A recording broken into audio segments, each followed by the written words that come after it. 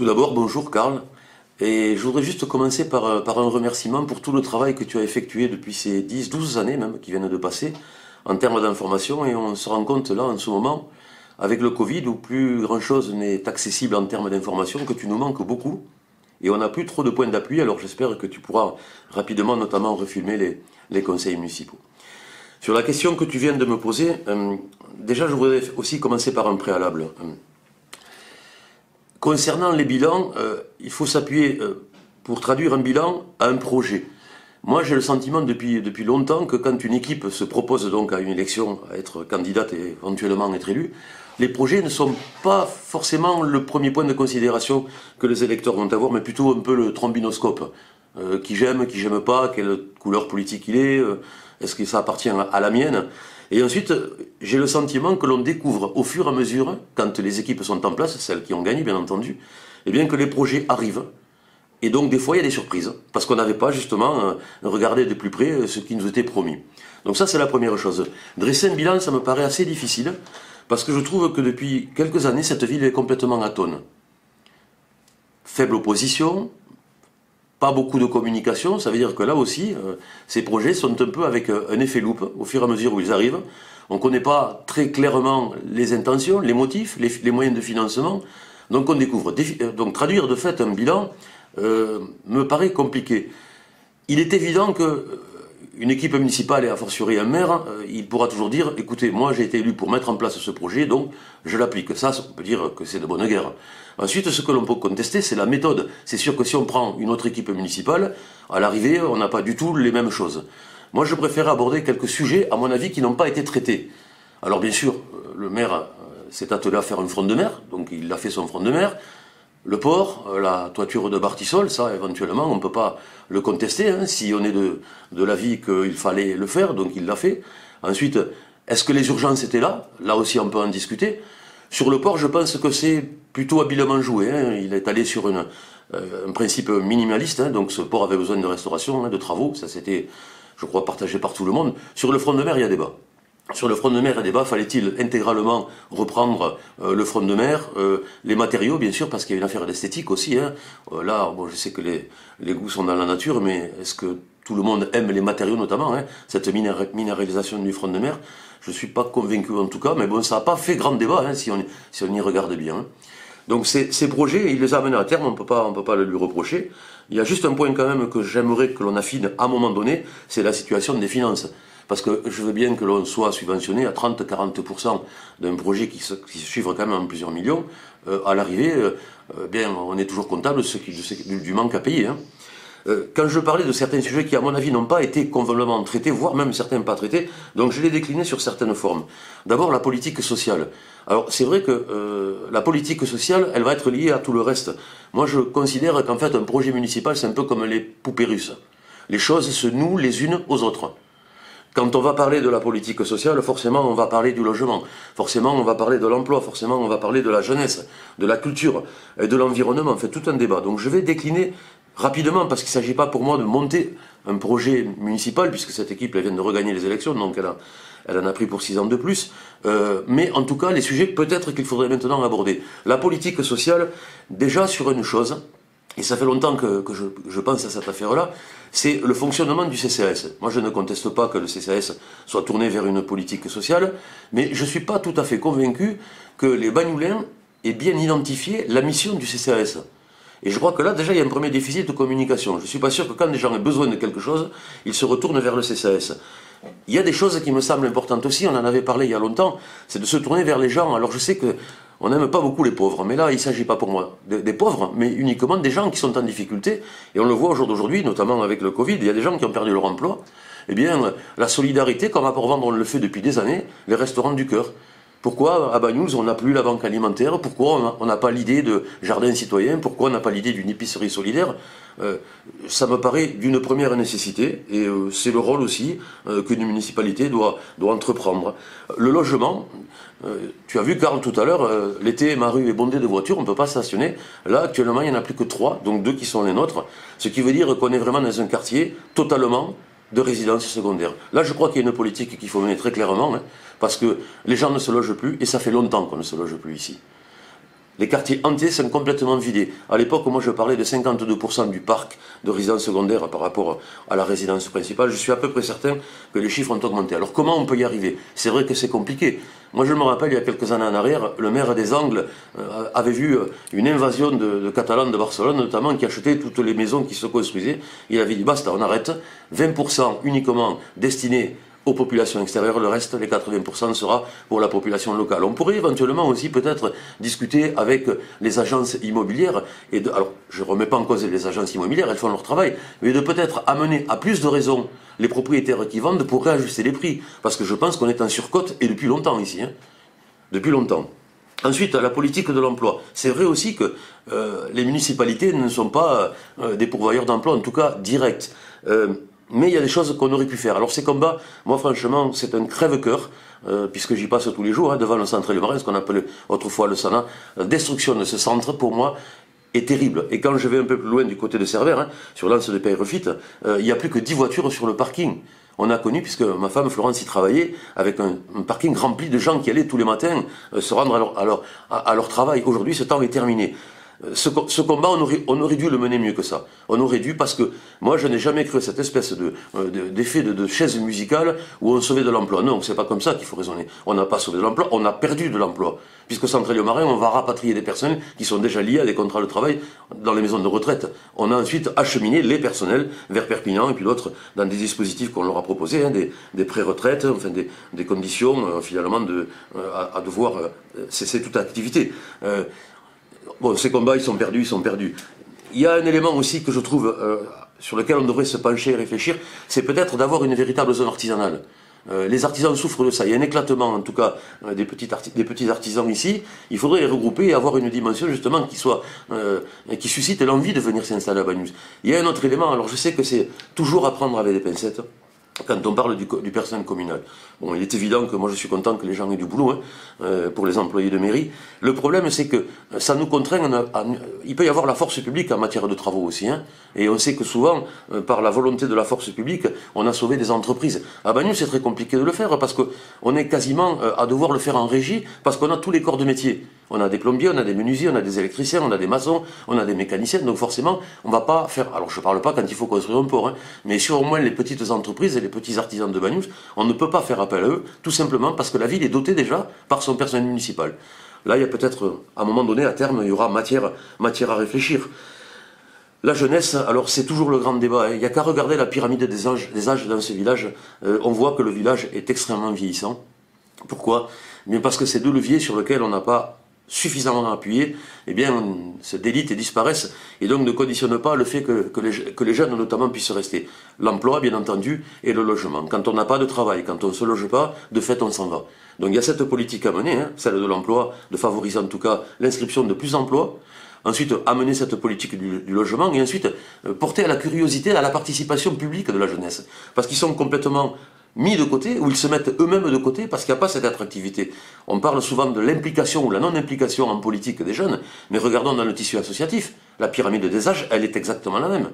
Une fois que les personnes qui tiennent, pour en citer quelques-unes, le Foumen de la Sardane par exemple, qui est tenu à bout de bras par des gens qui sont déjà vieillissants, qui prendra le relais? Et quand on sait l'effectivité, l'impact qu'a une association comme celle-ci sur la vie bagnoulenque. Donc il y a à travailler aussi et se rapprocher. Il y a un élément, c'est la reprise en confiance de la jeunesse. Moi j'ai toujours pensé que c'est pas un statut social la jeunesse, on n'est pas jeune de fait, on est tout simplement jeune parce que l'âge confère que tu es jeune, et puis ensuite on va devenir parent, et ensuite on deviendra une personne âgée. Donc c'est pas un statut, on n'est pas jeune par décret. La culture, elle est liée aussi. Alors là, tu sais Karl, que moi je suis quelqu'un qui suis amant de la culture, je t'avoue sincèrement que j'y trouve pas mon compte. Alors c'est vrai qu'il y a des associations qui là aussi, heureusement, sont présentes pour avoir ces manifestations culturelles. Donc bien entendu, je leur jetterai pas la pierre, mais je pense aussi que la mairie devrait être une force de proposition en matière de culture. Et là, elle n'y est pas. J'ai toujours pensé qu'on confondait la culture et le folklore. Je suis désolé, moi. Le concours de jet d'espadrille ou le casemane tremblante, c'est pas de la culture. Hein. Là, c'est pas de la culture, c'est tout à fait autre chose. Alors, on peut faire des vernissages, très bien, dans le hall de mairie, qui est surutilisé, mais ça veut dire qu'en matière de proposition, où est la mairie? Pour l'instant, je la vois pas. Je ne ferai pas l'impasse sur la médiathèque, parce que sûrement dans ce mandat, elle nous sera proposée, mais je trouve que ça fait déjà pas mal d'années que nous sommes en retard. Toutes les villes voisines sont déjà dotées d'un espace de travail, et nous, à Bagnous, pour l'instant, ce n'est que promesse. On n'a rien du tout. L'environnement, je sais que c'est un sujet qui est à la mode. Alors, l'environnement, c'est sûr qu'il va falloir se pencher sur un sujet qui est aujourd'hui d'actualité. Je pense qu'on a raté un paquet de coches. C'est la mise hors d'eau de Bagnous. On le voit avec nos voisins du Gard qui malheureusement ont vécu des drames. Il est possible qu'un jour malheureusement ça puisse nous arriver à nous aussi. Et là on retrouve, quand je parlais des poupées russes, cette espèce de force permanente que l'on met sur le front de mer. En fait c'est le côté un peu matu quand même. Et je pense que M. Solé n'est pas le seul, parce que chaque maire a laissé son empreinte sur le front de mer, délaissant totalement l'arrière-pays. C'est toujours pareil, on s'assoit sur la plage de Bagnous, on a le regard rivé sur la ligne d'horizon, c'est-à-dire la mer, et jamais sur la crête derrière à la montagne. Bien, il faut savoir que tout ce qui part de la montagne finit par arriver à la mer. Ça, c'est une règle, et notamment l'eau. Donc cette mise hors d'eau, elle ne peut pas se faire sur un mandat, ça j'en suis convaincu. On ne pourra pas imputer au maire actuel les retards. Mais par contre, il serait maintenant bien de s'y mettre. De s'y mettre et de ne pas attendre que les catastrophes arrivent.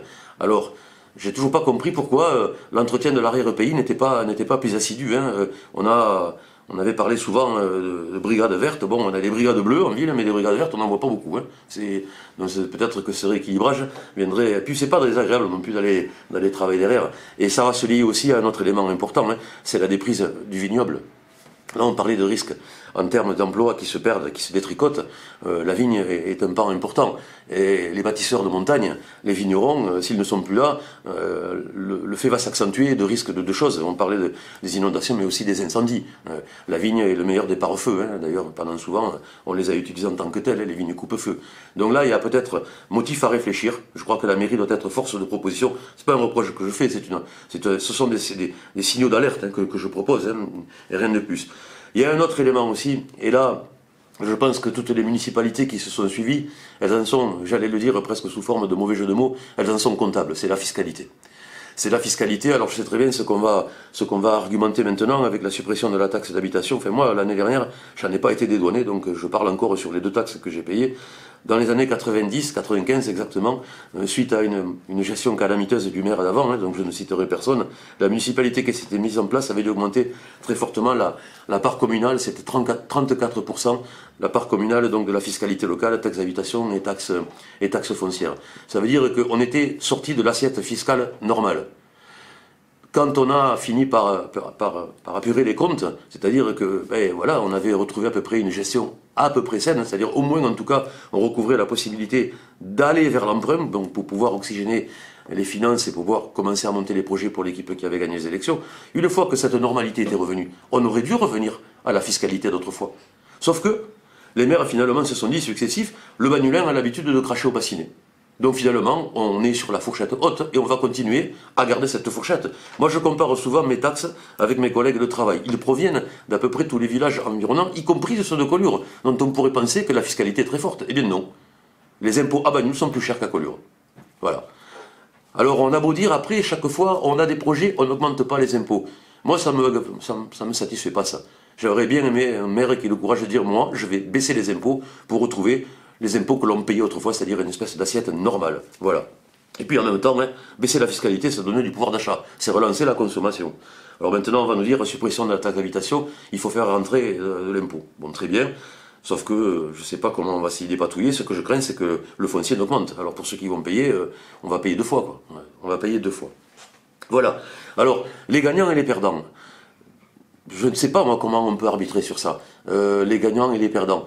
Moi, je pense que pour l'instant, s'il y a quelque chose qui ne me va pas trop, c'est le fonctionnement démocratique. Alors, je dirais que s'il y a un perdant, je l'intitulerai la démocratie locale. Alors, je sais que ça a été un de vos thèmes de campagne, puisque tu étais candidat, alors, quand je dis la démocratie, cette démocratie participative, moi, je trouve qu'elle manque, et je parlais de ville atone, parce que la ville ne communique pas, c'est pas ce bulletin qui ressemble presque à un album photo où on s'auto-satisfait de ce que l'on a fait. Bon, ça c'est de bonne guerre, l'opposition qui bénéficie de 4 lignes. Donc moi je pense que la communication, elle doit s'opérer et pas s'orienter. Donc elle doit être fluide, un peu comme l'eau.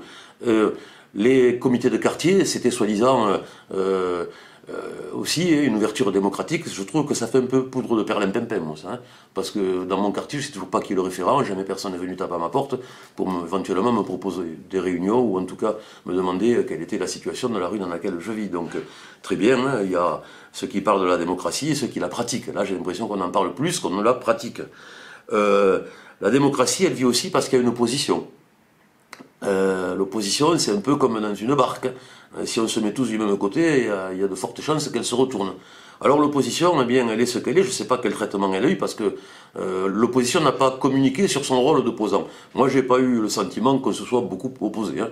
J'ai eu l'impression qu'on était presque dans l'accompagnement, presque, je dirais même une forme de bienveillance de la majorité, puisque d'ailleurs on parlait de majorité et de minorité municipale, ou constructive pour les uns et l'autre les accompagnements de la construction. Bon, je pense que Banyuls a payé de ça. Je pense que ces élections, elles ont été traduites aussi par ça. C'est-à-dire qu'on a habitué Banyuls à faire en sorte qu'il n'y ait qu'une seule voix que l'on entende. Et là, c'est dangereux parce que il peut y avoir la solitude du pouvoir.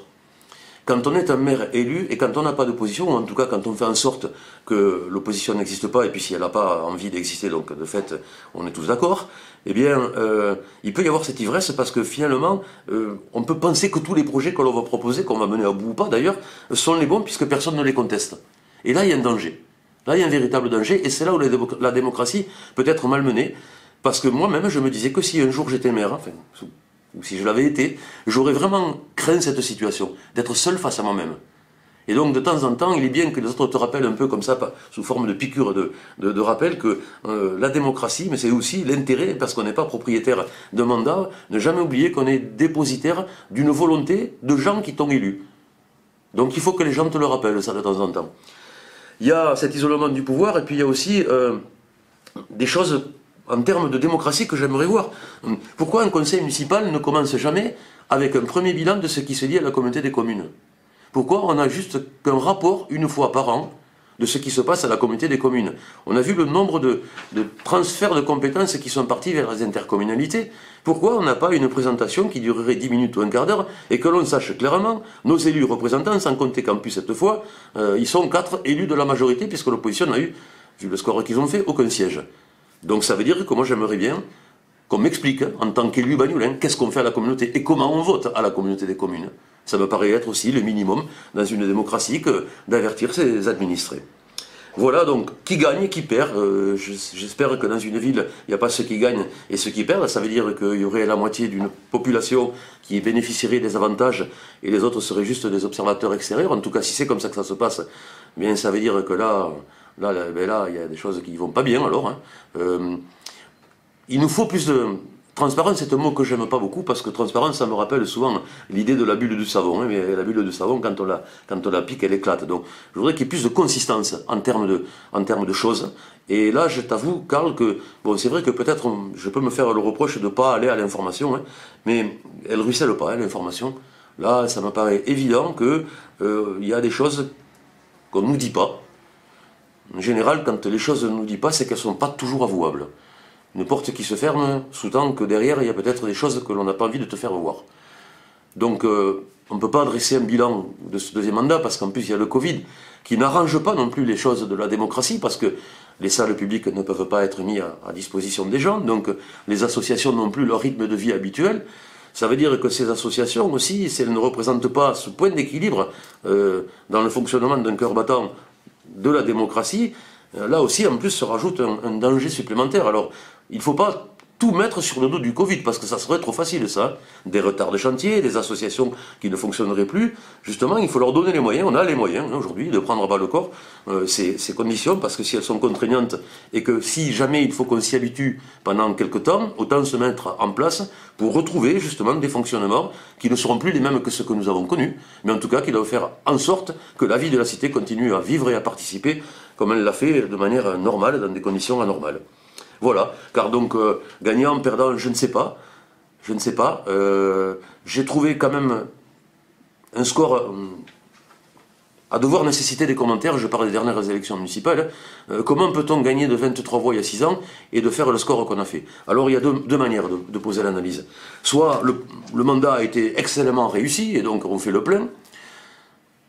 Peut-être, hein, c'est une explication. Soit l'opposition n'a pas fait du tout son travail, Et donc on n'a pas été capable de monter un projet et une équipe, parce qu'il y a un problème aussi de casting sûrement, hein, qui puisse se mettre je dirais, en situation au moins de concourir.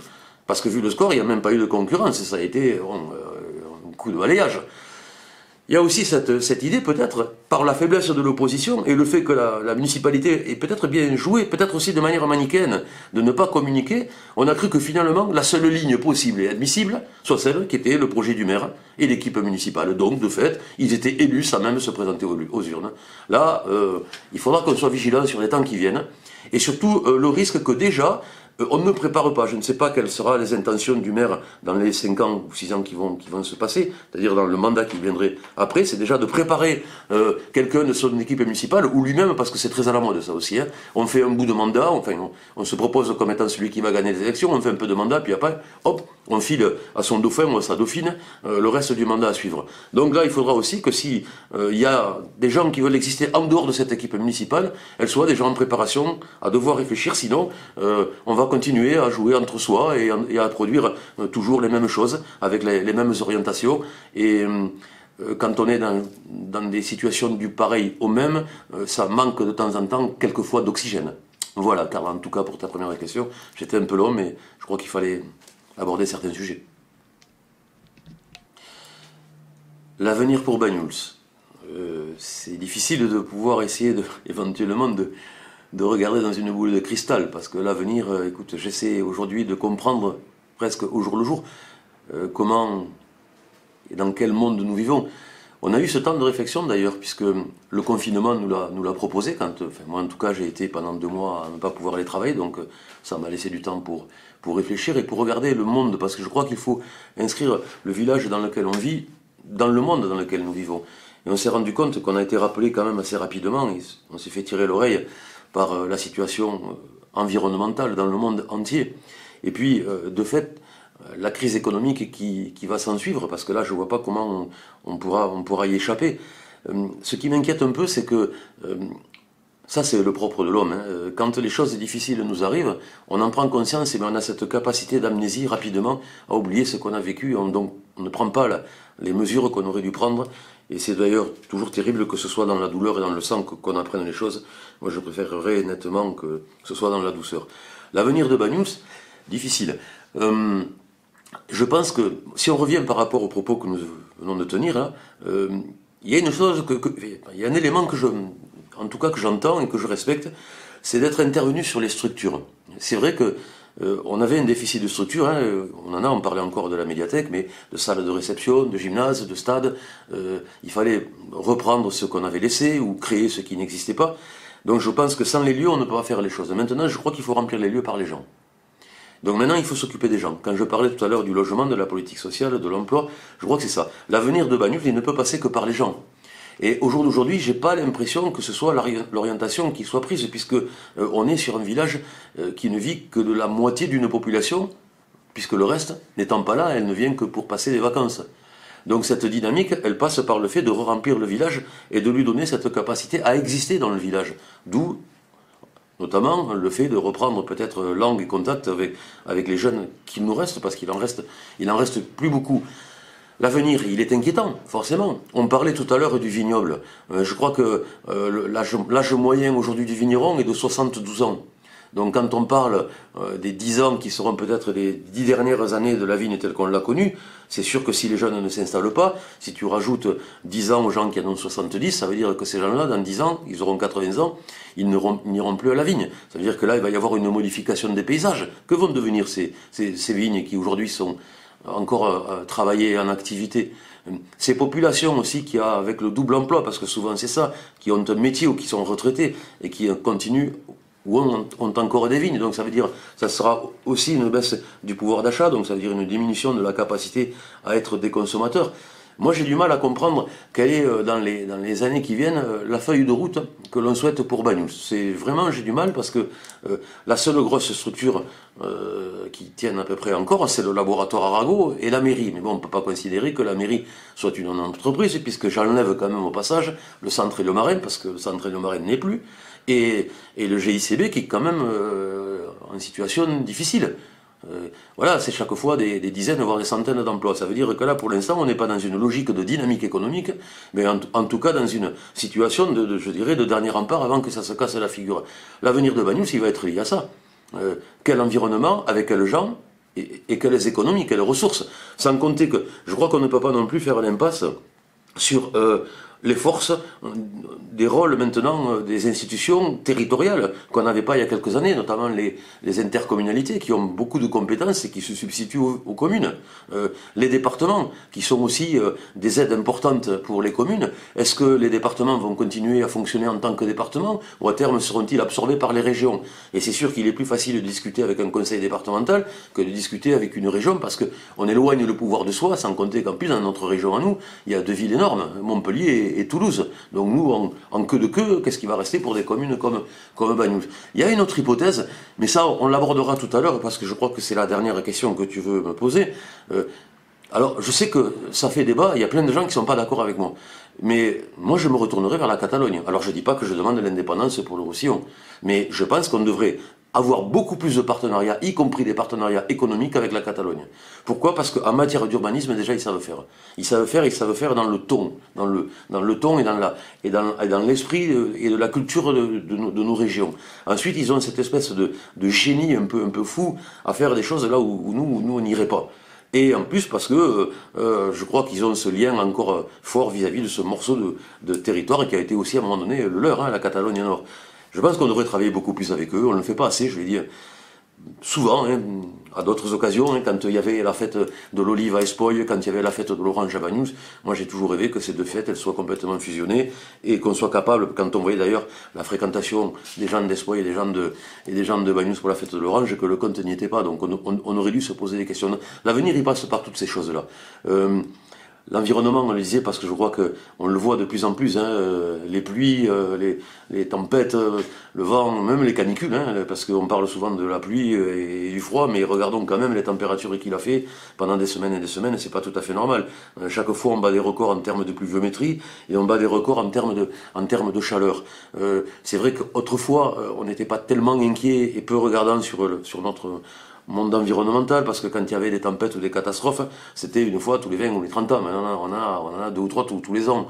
Donc il va falloir commencer à réfléchir sérieusement. Bon, j'ai remarqué quand même que du côté de la municipalité, ils avaient été sensibilisés notamment à l'utilisation des plastiques. Bon, il va falloir aller sûrement plus loin, c'est sûr. C'est vrai que s'appuyer sur le labo, c'est une bonne chose, parce que le laboratoire avait un peu vécu trop longtemps replié sur lui-même. C'est vrai que nous, on regardait un peu cette espèce de chose étrange, les gens du laboratoire qui s'ouvraient pas beaucoup, et nous, on faisait pas grand effort non plus pour aller vers eux. Ça, il faut le dire aussi. Que là, maintenant, si on a ce partenariat, c'est bien, parce que ça risque d'ouvrir quelques réflexions, et en tout cas, nous faire repenser notre mode de vie, parce qu'il y a aussi ça, il y a aussi de ça. Est-ce qu'il faut être encore à devoir consommer comme nous consommons, sous toutes les formes et toutes les manières? Je crois que l'enjeu, pas que pour Banyuls, c'est l'enjeu pour le monde, il va se situer là, vivre différemment. Alors vivre différemment, c'est pas forcément vivre plus mal. Je crois qu'il faut accepter certaines choses qui sont finies, et d'accepter qu'on aille vers autre chose. Là aussi, le projet doit être bâti de manière collective. C'est parce que si chacun pense qu'il est détenteur d'une vérité et apporte juste sa petite chose en disant c'est moi qui ai raison et vous tort, on parlait de la démocratie, ça commence par ça aussi. Mettre en commun le bien commun. Le bien commun, c'est d'abord comment on protège nos enfants. Alors ça, on l'entend souvent, mais je ne suis pas sûr que tout le monde le fasse. Donc protéger nos enfants, c'est déjà regarder un peu nos vies à nous et d'expliquer que c'est peut-être pas le bon modèle que nous avons eu et qu'on va s'appliquer nous encore en tant que tuteur, en tant que parents. Alors pour nous c'est difficile parce que nos enfants sont grands, mais bon, ils peuvent encore entendre un certain nombre de choses. Et je crois qu'ils sont demandeurs, en plus, et peut-être ils sont plus acteurs que nous-mêmes d'ailleurs, parce que on a pris un pli, mais ça c'est sûrement la force de l'habitude, à vivre d'une certaine manière et pas de nous remettre suffisamment ou assez en cause. Ce temps est peut-être venu, c'est la garantie de l'avenir de Banyuls. Il va falloir aussi peut-être penser à l'urbanisation, parce que je trouve que, ça on l'avait dit en leur temps, ça rejoint l'économie. On a tendance à s'éloigner de plus en plus du centre-ville. Il n'y a qu'à regarder, Karl, autour de chez moi, regardez le lotissement. D'un côté, bon derrière on ne le voit pas de ce côté-là, mais si on ouvrait notre fenêtre, on le verrait. On voit très bien que qui dit éloignement du lieu de vie, dit obligation de voiture pour descendre dans le village. il n'est pas sûr que quand on ait fait déjà 2 km pour descendre dans le centre-ville, vu les problèmes de stationnement qu'on a à Bagnous, qu'on pousse pas plus loin pour aller faire ces commissions à Port-Vendre. Et c'est fréquent, parce que moi qui les croise de temps en temps quand même, je vois pas mal de gens faire leurs commissions ailleurs que dans la commune. Donc ça veut dire qu'il y a l'effet polluant avec la voiture, hein, premièrement, et ensuite il y a le détricotage du tissu économique, parce que quand on ne fait pas ces commissions dans le village, forcément on met en souffrance ces petits commerces. Donc je pense qu'il faut, et après il y a le côté donc, esthétique aussi, hein. Moi je crois il faut arrêter de construire sur les collines. Là. Il faut arrêter, il faut commencer à repenser peut-être la manière de réinvestir le centre-ville. Il y a sûrement manière, et donc ça a été proposé, je crois, par plusieurs listes, même le 3 d'ailleurs, pendant les élections municipales. Proposer est une chose, faire en est une autre.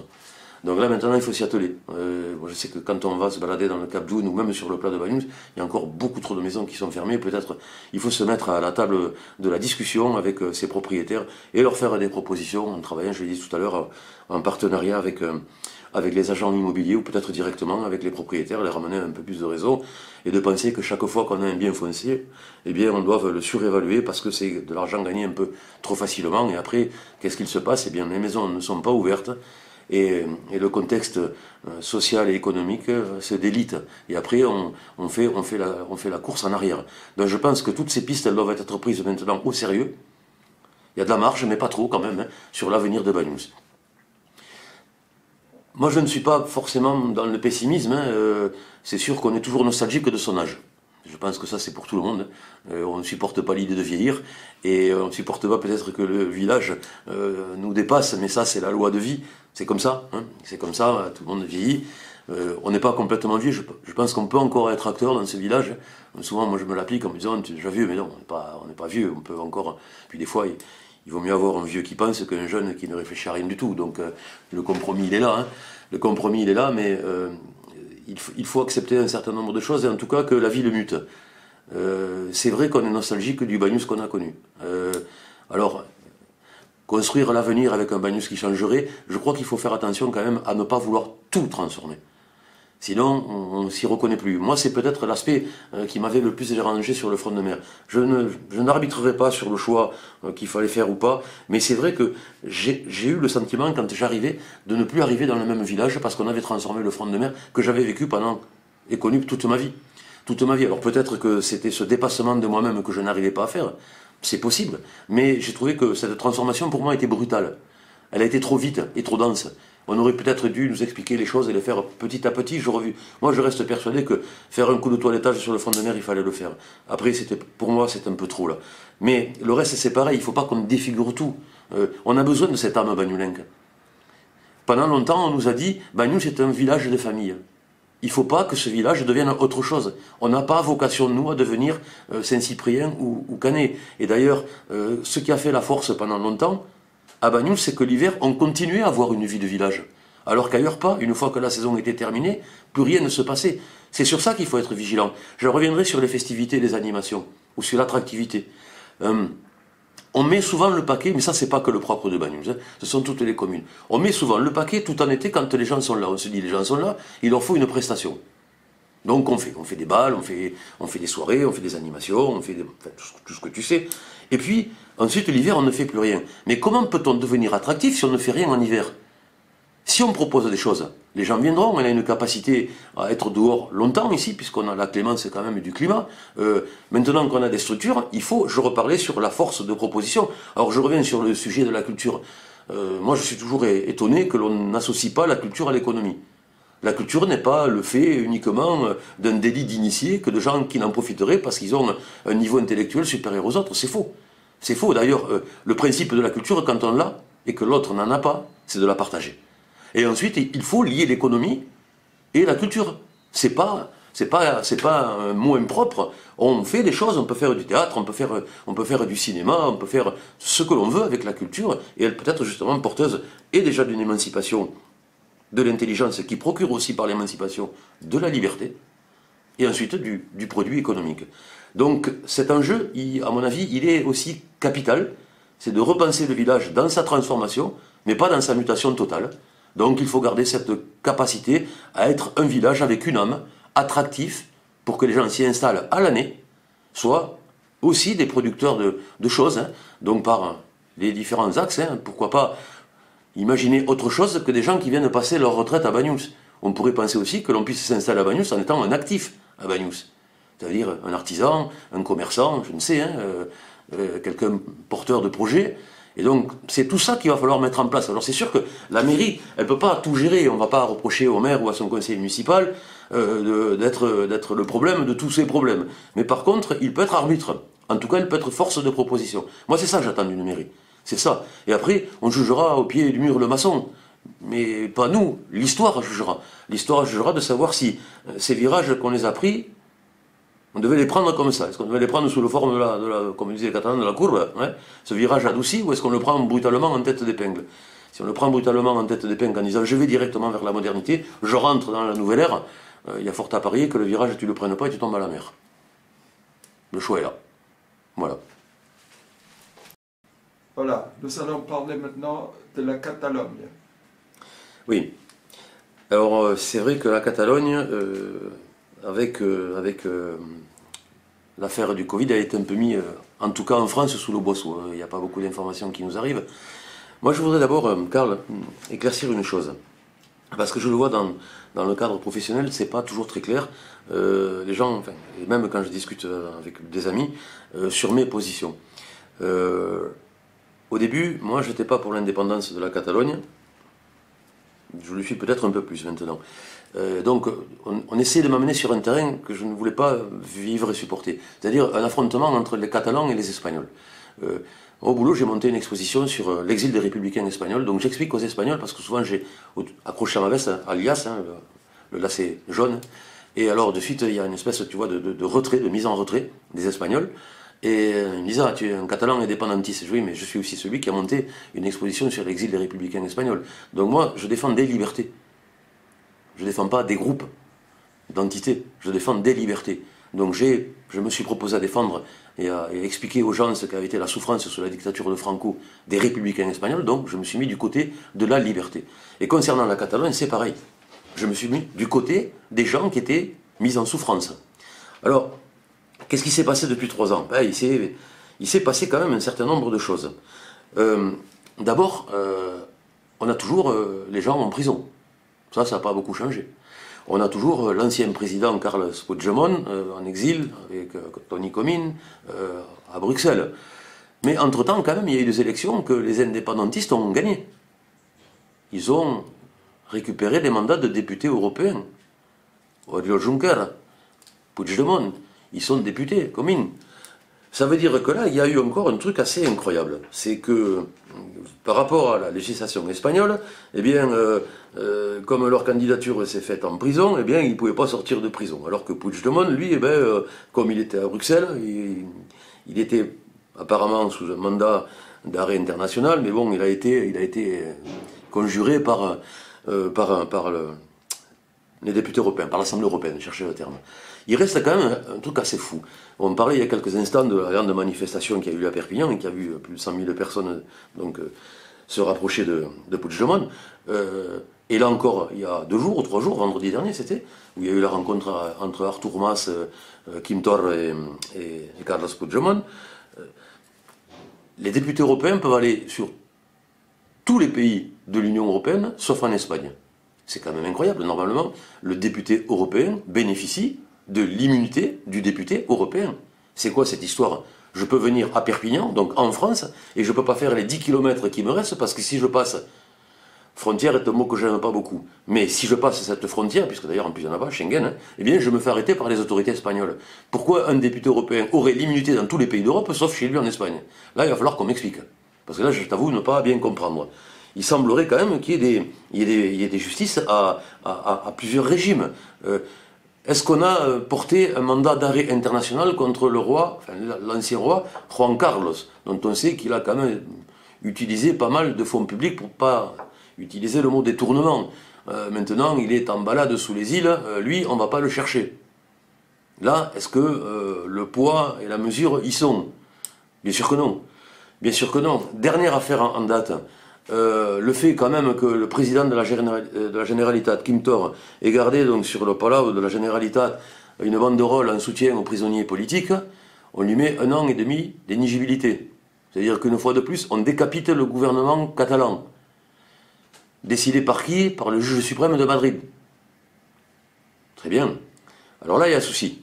Là, il y a un souci parce que quand même, dans les 3 ans qui ont passé, il y a un élément politique important en Espagne. C'est que Rajoy a perdu les élections, le PP, le Parti populaire. Donc on a imputé beaucoup de choses à Rajoy, et à juste titre. Mais maintenant, c'est le Parti socialiste. Quel geste ont-ils fait les socialistes à l'égard des Catalans? Moi, je connais un monsieur, il est enseignant, il a plus de 75 ans, il est enseignant à Camprodon. Et il continue à enseigner, il ne veut pas partir à la retraite. Donc il vient régulièrement me voir, et il écrit tous les jours à Carme Forcadell, qui était la présidente du conseil, tous les jours. Et il me dit, Patrick, cette femme, elle ne pourra pas aller jusqu'au bout. Elle ne tient pas le coup en prison. On ne peut pas avoir un geste et ouvrir une porte de prison pour des gens qui y sont depuis 2 ans pour un délit de quoi? D'avoir organisé un référendum, pour certaines d'être montés sur le toit d'une voiture pour appeler la population au calme. Psoé, monsieur le Premier ministre serait à mon avis de bon goût, de Pedro Sánchez, de faire ce geste en tout cas d'humanité à l'égard des Catalans. C'est pas des terroristes, c'est un peuple pacifique, le peuple catalan. Il y a ça, et puis après, il y a encore, tu me disais tout à l'heure que la situation est bloquée. C'est vrai que la situation est bloquée, parce que du côté de Quim Torra, mais par effet ricochet, de Carles Puigdemont, on n'a pas pris les mêmes décisions que Oriol Junqueras de l'ERC. C'est-à-dire qu'au moment de donner une majorité, parce que je ne sais pas si tu te souviens, Carl, mais ça a été très difficile, il a fallu plusieurs fois aller revoter en Espagne et plusieurs tours, parce que Pedro Sánchez n'arrivait pas à avoir de majorité. Et finalement, c'est l'ERC qui lui a donné sa majorité. La majorité est très fragile, puisqu'ils sont, c'est un pouvoir tricéphale. Il y a le PSOE, donc le Parti Socialiste Espagnol, il y a Podemos, et puis il y a aussi l'ERC. Ça veut dire que l'ERC est un peu dans la compromission d'avoir concédé les sièges qui manquaient au Parti Socialiste pour lui garantir cette majorité. Ça veut dire qu'ils sont un peu coincés quand même dans l'idée de l'indépendance, parce qu'ils ont fait un pas de côté, et maintenant comment on fait pour revenir? Donc les élections, puisqu'elles vont avoir lieu maintenant, il te faut voter un gouvernement, elles vont être compliquées parce que je crois que le système est verrouillé. Voilà. Je crois que le système est verrouillé en Espagne. Comment en sortir, je ne sais pas. Franchement, je n'ai aucune idée de ce qui se passe. Moi, le cri que je pousse là, c'est même pas sur le sortir de la crise institutionnelle en Espagne et en Catalogne, mais c'est déjà sur un devoir d'obligation de se prononcer sur les droits fondamentaux de la liberté. Il faut forcer sur ça. Il faut forcer sur ça. Alors c'est vrai que là, on en revient aussi, et tout à l'heure je parlais de passerelle économique avec la Catalogne du Sud. Il faudrait aussi qu'on ait un peu plus de passerelle politique avec la Catalogne du Sud. Moi je crois que les manifestations qui se font comme ça en pointillé, qui arrangent un peu ceux qui les proposent, ce n'est pas suffisant. Le compte n'y est pas, donc il faut s'engager politiquement, clairement. Moi j'avais dit à une époque, pourquoi ne pas faire voter? Alors on me dira, oui, on est sur le territoire français, c'est l'ingérence dans des choses qui ne nous regardent pas, bon peut-être, mais rien n'empêche qu'on pourrait trouver une manière ou une autre, en tout cas, de faire voter des motions de solidarité par les conseils municipaux, en disant, voilà, nous on est solidaires, on n'est pas d'accord sur ce qui se passe à côté. Pourquoi? Parce que ce sont nos voisins, parce qu'ils ont les mêmes modes de vie que nous, et parce que nous qui sommes issus d'une république dont la matrice est liberté, égalité et fraternité, il ne faut pas oublier quand même que quand la République s'installe dans les années 30 avant de tomber sur la dictature de Franco, ils avaient utilisé les mêmes choses, liberté, égalité et fraternité. Donc à mon avis, ça devrait être un juste retour de balancier.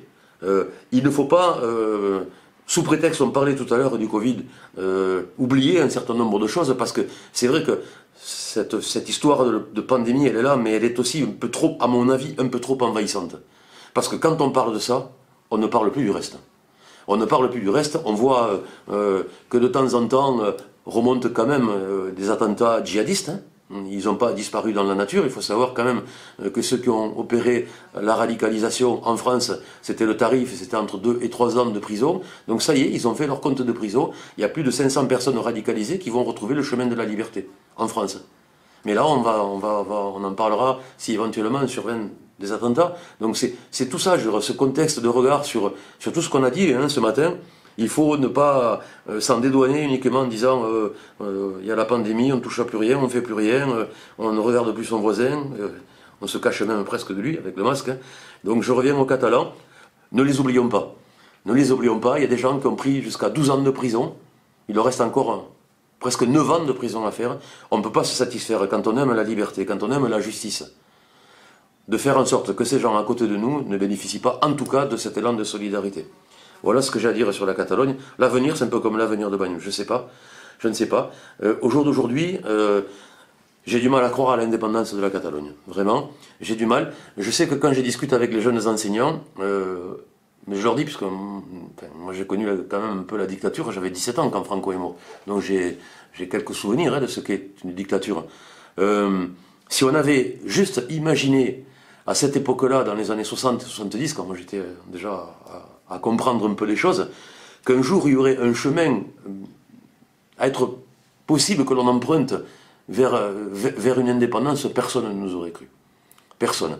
Donc quand je discute avec ces enseignants, en général ils ont entre 30 et 40 ans, je peux te garantir, Karl, que ceux-là, ils te disent, on ne refera pas le chemin à l'envers. Le chemin est tracé, on y mettra le temps qu'on y mettra, mais on y arrivera. Donc il y a tout un pan de la société, je pense qu'aujourd'hui ce pan n'est pas encore majoritaire. Il peut le devenir. Moi ce que je demande maintenant, c'est qu'on retrouve un dialogue normal entre la Catalogne et l'Espagne. C'est ça que je demande. On a un gouvernement socialiste, Pedro Sánchez, maintenant qu'il s'arme lui aussi de diplomatie sur le terrain de la discussion et qu'il dise enfin une bonne fois pour toutes, je vais parler avec le gouvernement catalan, je vais faire un effort, je vais montrer un signe d'apaisement dans nos relations. C'est pas en faisant comme ça. C'est pas en destituant le président de la Generalitat qu'il va y arriver. Là, il a jeté une fois de plus un bidon d'huile sur le feu. Au lieu d'opérer le rapprochement, qu'est-ce qu'il fait? Il opère, puisque c'est un mot qui est largement utilisé, la distanciation. On ne se rapproche pas, on s'éloigne. On n'y arrivera pas. Donc si tu crées de la frustration et de l'amertume, tu vas rien attendre les Catalans de ce côté-là. Rien du tout. Le premier pas, c'est les Espagnols qui doivent le faire. C'est plus les Catalans maintenant. On a assez fait l'odoron. Voilà ce que je pense, Carl, de tout ça. C'est triste, c'est triste parce que on est rentré dans des rapports de combine de politique politicienne, là où une fois de plus, en ayant, mais vraiment, le peuple complètement écarté, jusqu'à ce que le peuple, c'est ce que je t'avais dit la dernière fois, se mette lui dans la rue à parler. Et là on s'est rendu compte que quand le peuple souverain se mettait à parler, les choses étaient dites. Et là chacun était pris un peu à son propre jeu. On faisait semblant, l'indépendance on la propose mais on la veut pas vraiment, et puis une fois que la bombe te pète au nez, tu te rends compte que la déflagration elle a touché tout le monde. Et là on n'a plus été foutu, mais bon c'était le gouvernement de l'époque, le Parti populaire. On n'a pas été, alors qu'on voyait que la corde allait se rompre, on n'a pas été capable de mettre un peu d'apaisement. Et là, on continue encore. Donc les signes de violence et les stigmates, ils y sont. Ils y sont et on a beau se lécher les plaies, on n'en est pas encore guéri. Donc moi je prône au jour d'aujourd'hui de manière tranquille. L'indépendance, ça sera plus tard, si ça doit arriver. Aujourd'hui, on parle, on envoie des messages d'apaisement à tout le monde, on ouvre les portes des prisons, on fait en sorte qu'une personne qui s'appelle Carles Puigdemont est démocratiquement élue puisse rentrer dans son pays sans être inquiété par la justice ni la police, ça c'est des signes forts. Je suis sûr que si on commence par ça, tu vas voir que les relations reprendront vite et que les gens peut-être seront beaucoup moins agressifs et beaucoup moins demandants quant à leurs préoccupations au jour d'aujourd'hui de savoir si est-ce que je suis espagnol, est-ce que tu es catalan, est-ce que tu veux l'indépendance. Il m'est arrivé il n'y a pas très longtemps, je donnais des documents en espagnol et puis c'était vraiment partant de mon sentiment parce qu'on a des documents dans plusieurs langues justement pour que les gens puissent avoir l'information sur le monument dans lequel je travaille. Donc je lui ai dit en catalan ou en castellà et il m'a répondu en espagnol: Catalunya es España y para mucho tiempo. Je trouvais que mon discours n'était pas agressif. Je lui proposais deux possibilités. Un, d'avoir une lecture dans un plan en catalan, et l'autre en espagnol. Moi, je ne pouvais pas identifier s'il était catalan ou espagnol. J'avais juste compris qu'il n'était pas français à l'accent. Et lui m'a répondu: la Catalogne, c'est l'Espagne, et pour toujours. J'ai trouvé que c'était surprenant. J'ai trouvé que c'était surprenant parce que il avait fait preuve d'une telle agressivité, alors que moi, je ne lui demandais rien.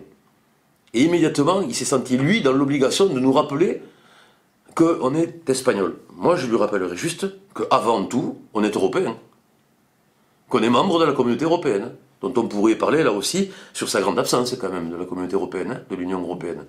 Donc, moi, quand je vais de l'autre côté, je n'ai pas le sentiment d'être français ou espagnol, je me dis que je suis un Européen qui s'est déplacé. Karl, tu es bien placé, toi, pour le dire encore mieux que moi. Qui vient de notre pays. Si chaque fois qu'on arrive quelque part, on doit montrer que l'on appartient à tel ou tel régime ou telle communauté, eh bien c'est bien, on remonte les frontières comme certains le souhaitent. Et on repart en arrière. Moi, c'est pas le monde que j'ai envie de vivre. Voilà. En tout cas, la situation catalane, elle est triste. Mais bon, j'avoue que moi, je ne suis pas très objectif sur l'affaire catalane. Donc, si je laisse aller mon émotion, je serai un peu en colère, un peu plus en colère. Donc, j'essaie de me tempérer. Mais je te dis que j'en pense pas moins quand même. Hein. Voilà. En tout cas,